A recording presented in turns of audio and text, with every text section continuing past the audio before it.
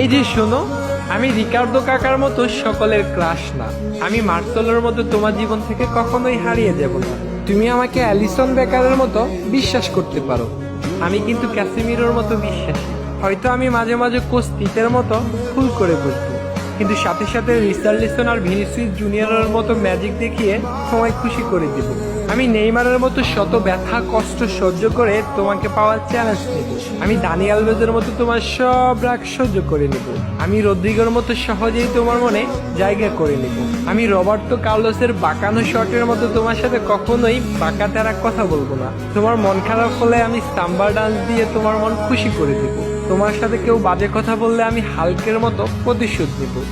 আমি হয়তো ফিরমিনোর মতো কিউট না, গ্যাব্রিয়েল জেসুসের মতো হ্যান্ডসামও না, আমি হয়তো পেলের মতোই কালো, কিন্তু আমি থিয়াগো সিলভার মতোই লয়াল।